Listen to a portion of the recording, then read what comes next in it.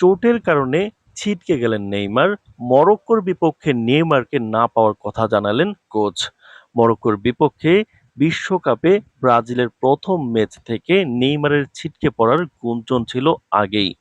এই ম্যাচে তার খেলতে না পারার বিষয়ে আগেই সন্দেহ প্রকাশ করেছিল ব্রাজিলের সংবাদ মাধ্যমগুলো। এবার মরক্কো ম্যাচের আগে সংবাদ সম্মেলনে আরো বড় একটি দুঃসংবাদ দিলেন ব্রাজিল কোচ কার্লো আনচেলত্তিও। তো দর্শক, ভিডিওটির শুরুতেই চ্যানেলটি সাবস্ক্রাইব করে রাখুন। বিশ্বকাপের সকল নিউজ সবার আগেই চ্যানেলে পেয়ে যাবেন। বিশ্বকাপের শুরুতেই ব্রাজিল শিবির বড় ধাক্কা। দলের সবচেয়ে বড় তারকা নেইমার চোটের কারণে বিশ্বকাপের গুরুত্বপূর্ণ ম্যাচ থেকে ছিটকে গেছেন। কাফ মাংসপেশির গ্রেড 2 এ ইনজুরির কারণে তিনি মাঠের বাইরে থাকবেন, যা ব্রাজিল সমর্থকদের জন্য বড় হতাশার খবর। নতুন কোচ কার্লো আনচেলত্তি এখন তার সবচেয়ে অভিজ্ঞ আক্রমণ ভাগের খেলোয়াড়কে ছাড়াই দল সাজাতে বাধ্য হচ্ছেন। নেইমারের অনুপস্থিতি শুধু একজন খেলোয়াড়ের অভাব নয়, বরং ব্রাজিলের আক্রমণ ভাগের নেতৃত্ব ও অভিজ্ঞতার বড় শূন্যতা। বিশ্বকাপ জয়ের স্বপ্ন নিয়ে মাঠে নামা সেলেসাওদের জন্য এটি নিঃসন্দেহে বড় এক আপসেট।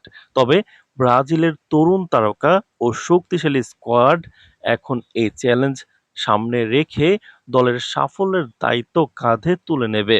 সমর্থকদের আশা, নেইমার দ্রুত সুস্থ হয়ে টুর্নামেন্টের পরবর্তী ম্যাচগুলোতে ফিরে এসে ব্রাজিলের ষষ্ঠ বিশ্বকাপ জয়ের স্বপ্নকে আবারও উজ্জ্বল করে তুলবেন।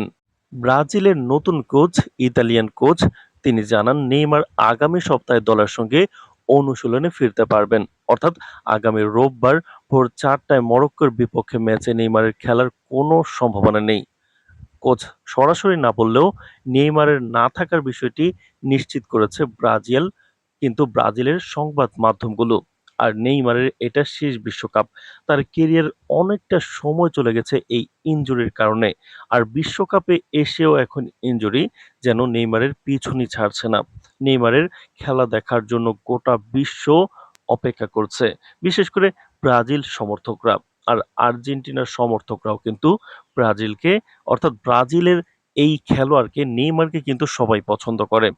তর্কের খাতিরে অনেক কথা হতে পারে, তবে ব্রাজিলের এই সুপারস্টারের খেলা দেখার জন্য যে মুখে আছে সারা বাংলাদেশ সহ গোটা বিশ্ব, সেটা বলার অপেক্ষা রাখে না।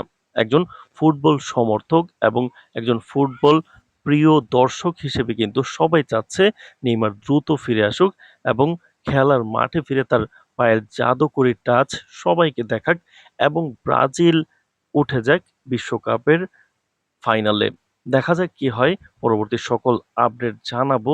সুতরাং চ্যানেলটি সাবস্ক্রাইব করে রাখুন।